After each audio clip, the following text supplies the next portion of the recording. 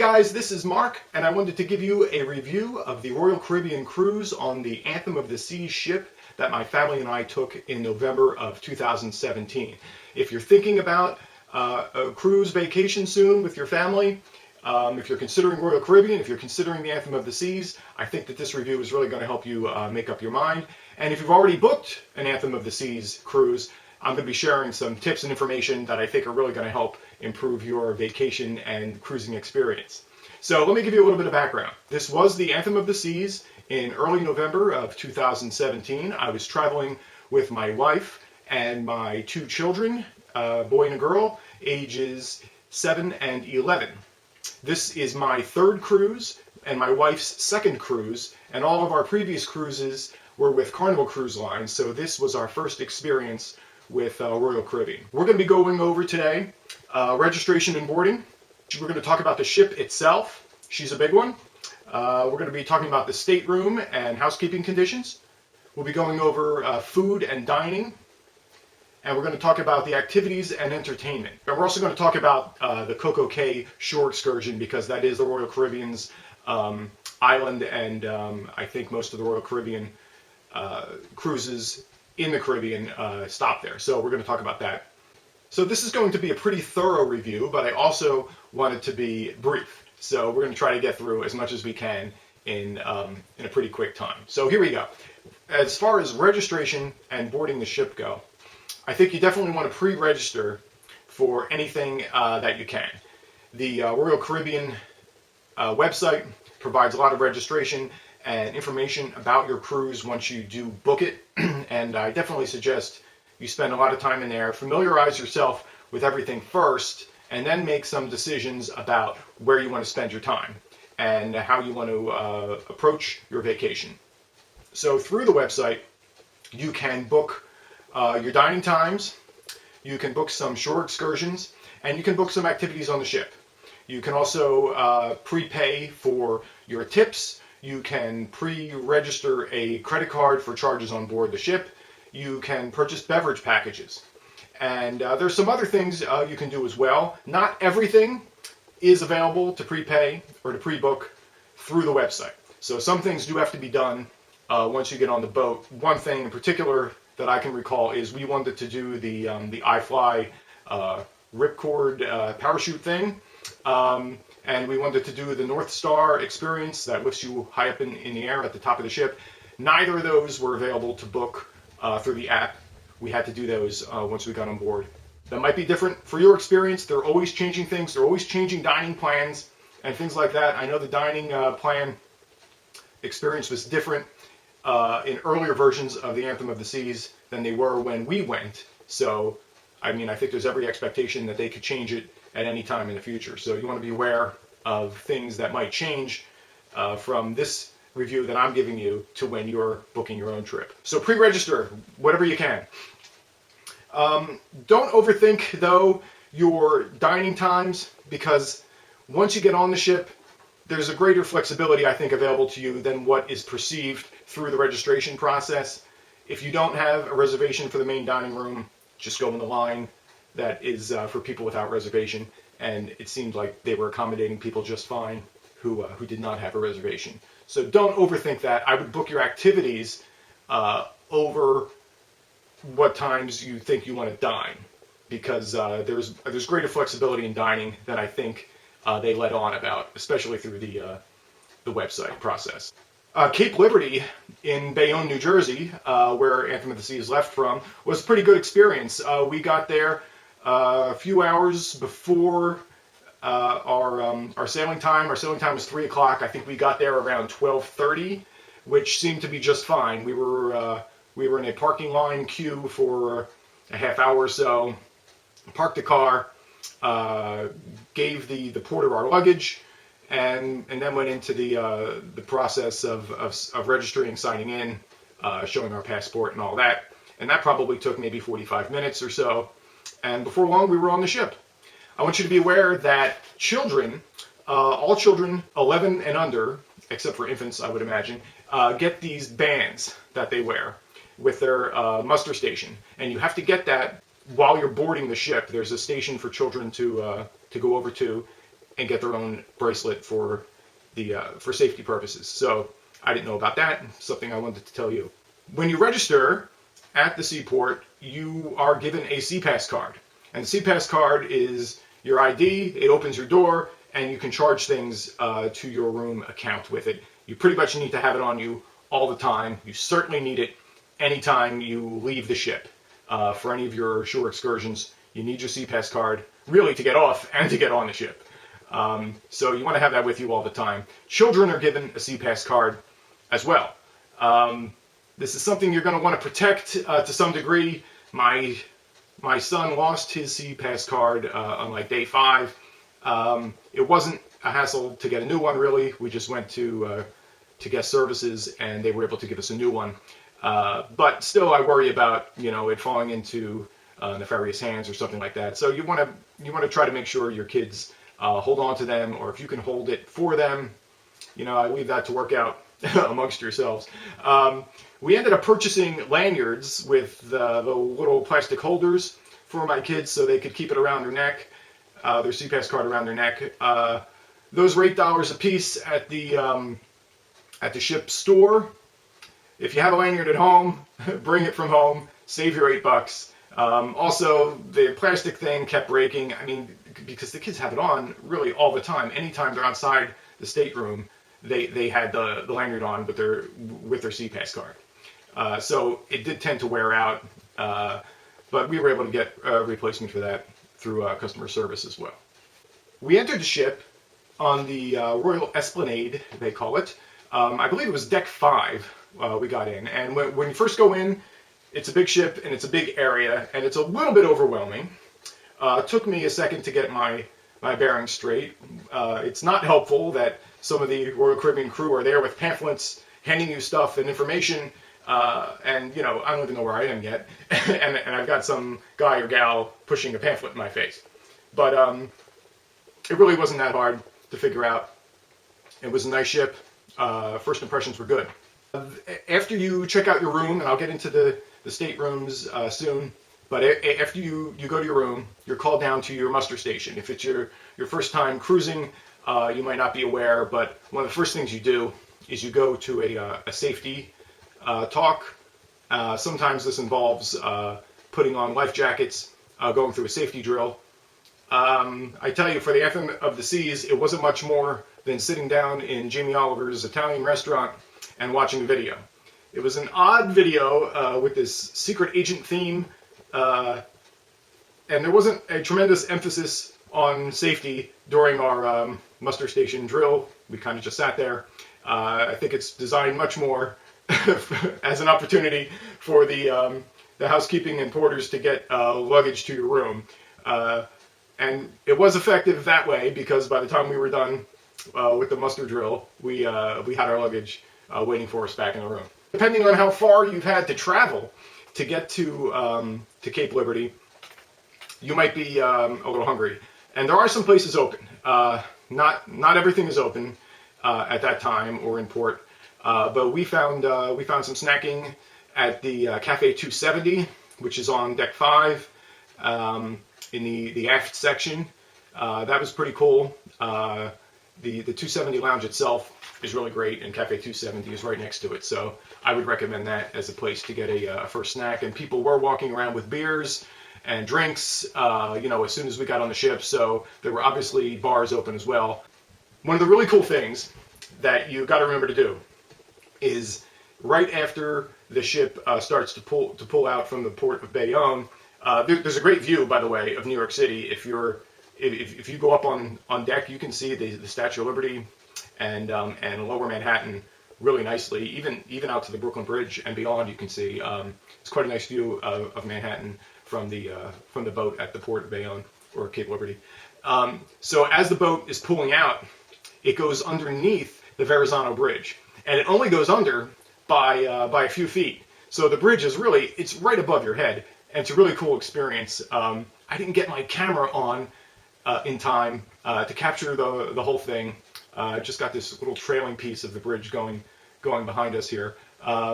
But it's really neat, and I recommend everybody go see that. And everybody's really excited at that time because the ship is just pulling out of port, and we have this week-long vacation in front of us, and everybody's excited. And there's this really cool experience of the bridge going right over your head. So try to get up on one of the upper decks to experience that as the ship pulls out.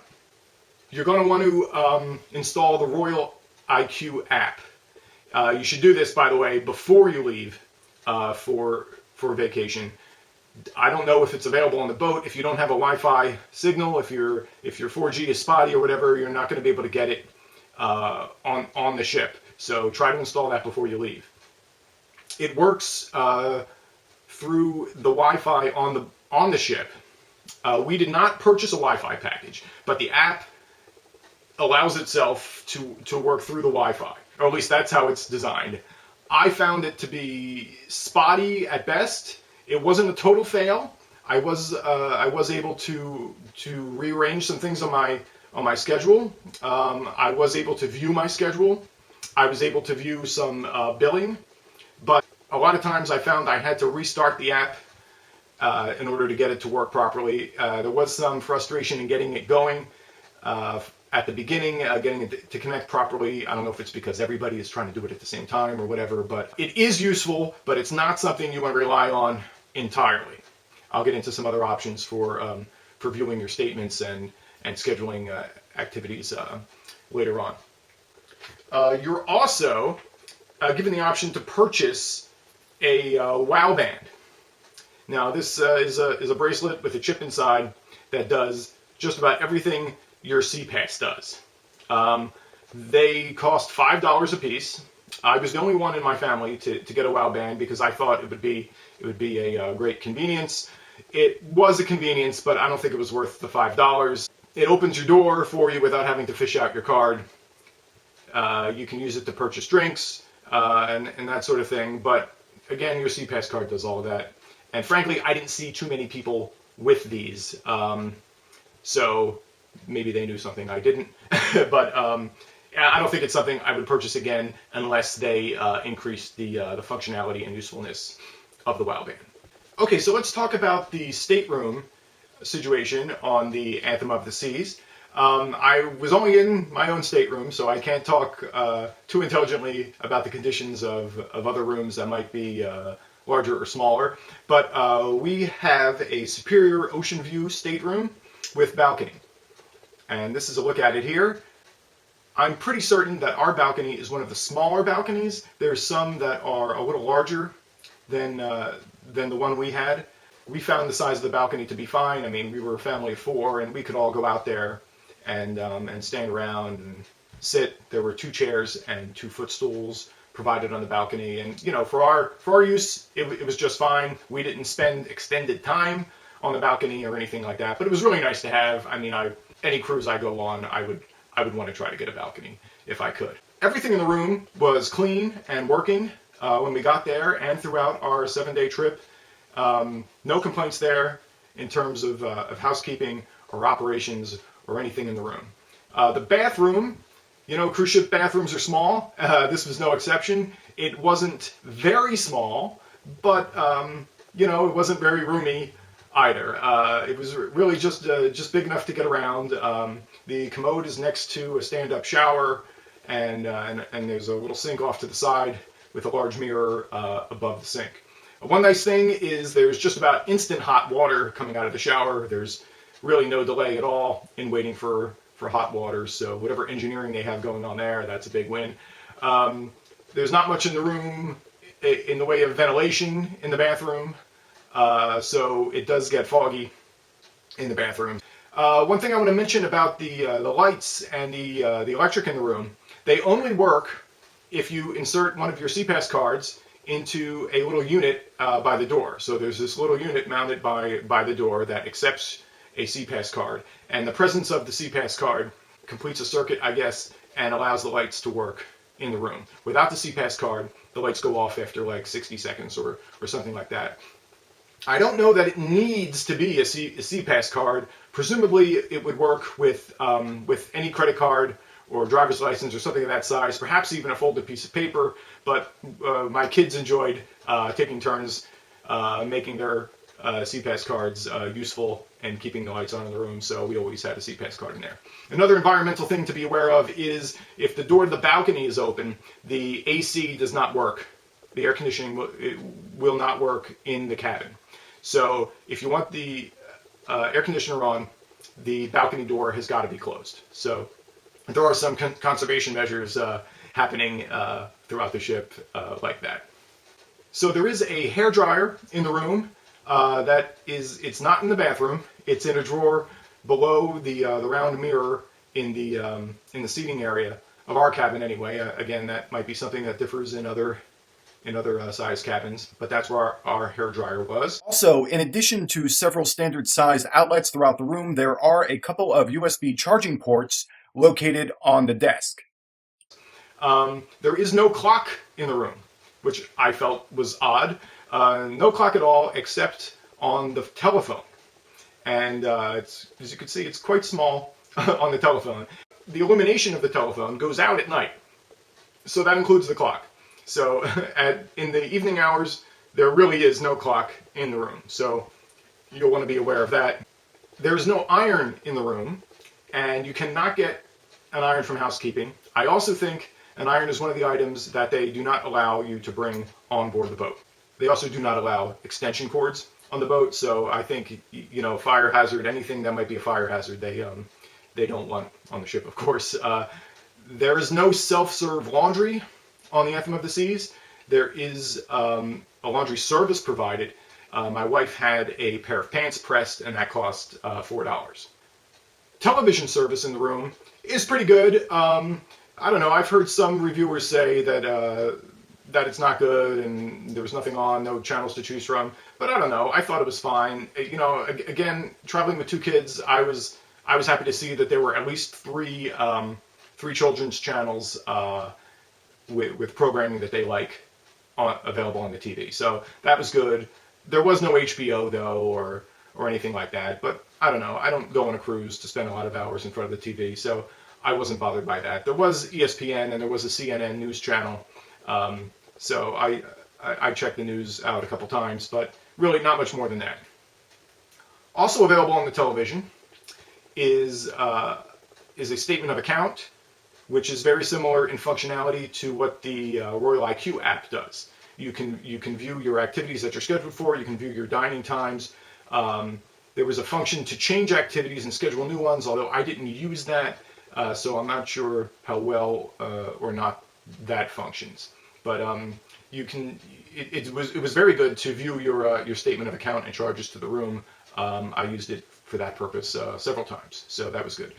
In our room, waiting for us when we arrived, were 4 of these guys, 4 beverage cups. Everybody in my family got a beverage package. My kids got the, I think they call it the soda package, which includes fruit juice and soda and soft drinks. My wife and I got the mid-tier package, which is everything in the soda package, but it also includes teas and coffees. You can take those cups around with you throughout the ship, and there are beverage dispensers around the ship, especially in the Windjammer buffet to fill up on. But overall, we were really happy with the stateroom, and the storage available in the stateroom was great too. I'm going to mention that. So good experience with the stateroom and the housekeeping staff too. So that was good. Okay, so let's talk about the ship itself, the Anthem of the Seas. You probably already know it is one of the largest cruise ships currently sailing in the world. It's got 4,100 passengers and 1,500 crewmen. So this is quite a large ship with quite a few people on it. It is considered a Quantum class ship in the Royal Caribbean fleet, and it's a big ship with lots of stuff to do. So let's talk about the ship. I found that it was nicely decorated and appointed. It seemed like a nice upscale shopping district. It never felt like it was decorated over the top or ostentatious in any way. It was pretty good for my taste. So I liked and appreciated how the ship was decorated. There was some interesting artwork all throughout the ship, and a very tall giraffe up on deck 15. So check out the really tall giraffe. So there are a lot of people on the ship, right? But I have to say, there were only a couple times where I really felt those people. Like, I really felt that the ship was overcrowded.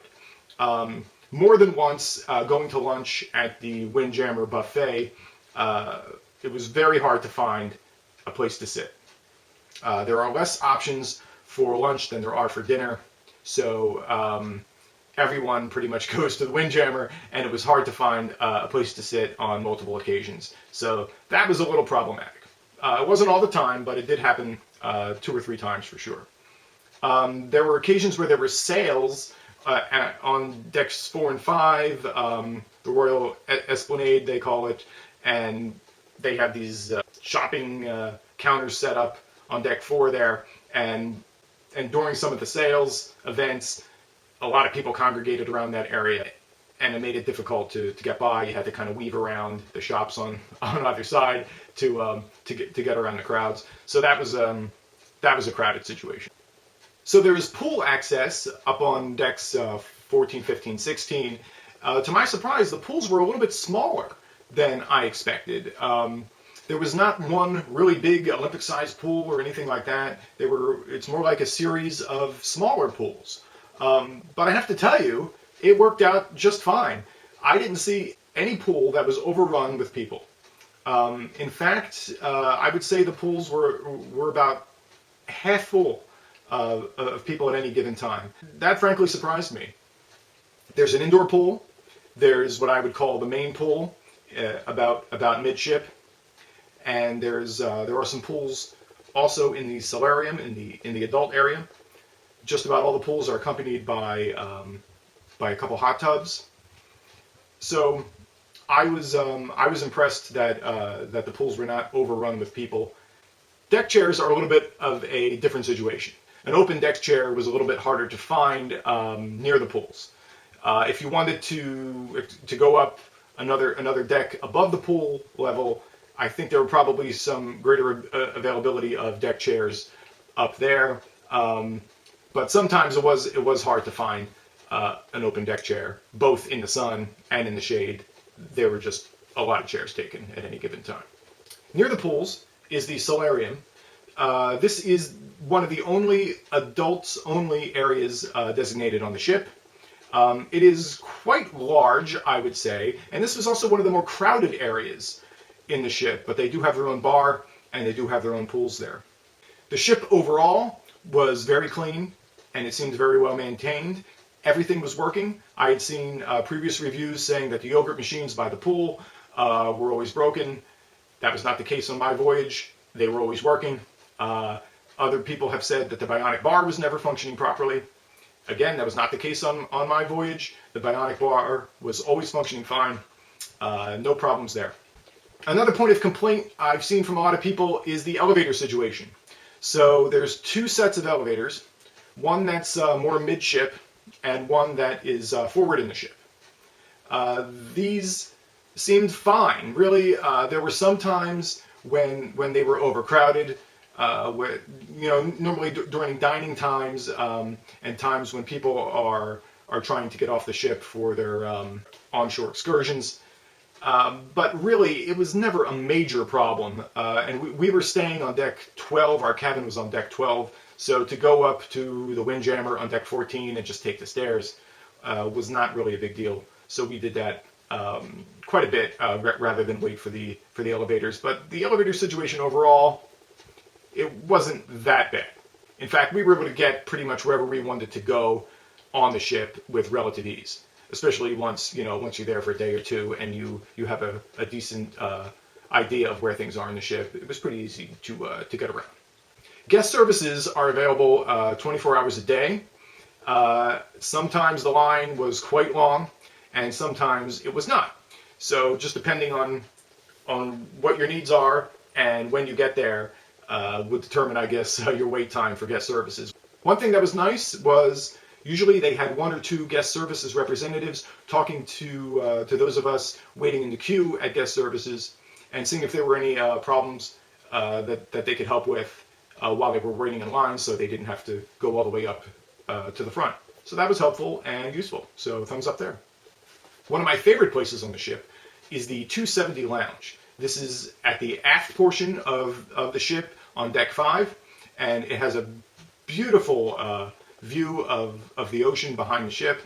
And occasionally they do these lighting effects and different scenery happening. There's an experience to the 270 lounge, which is really neat. And also, it was never really very crowded. If you just wanted to enjoy an ocean view, some nifty lighting effects, grab a snack at the Cafe 270, which is nearby, grab a drink at the bar, which is right inside the 270 lounge. I thought it was great. It was a great place to relax, and a really nice spot on the ship. Kids are allowed everywhere on the ship except the solarium and the casino.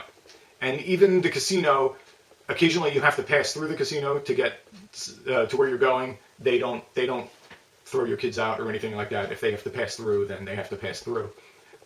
They just can't sit there and gamble. But they're not allowed in the solarium. They are, however, allowed in the Solarium Bistro, which is inside the solarium. So, they allow kids to walk through to get to the bistro. But otherwise, kids are allowed pretty much everywhere, including the bars, lounges, and shows on the ship. So that concludes part 1 of my cruise review for Anthem of the Seas. Please check out part 2 for more tips.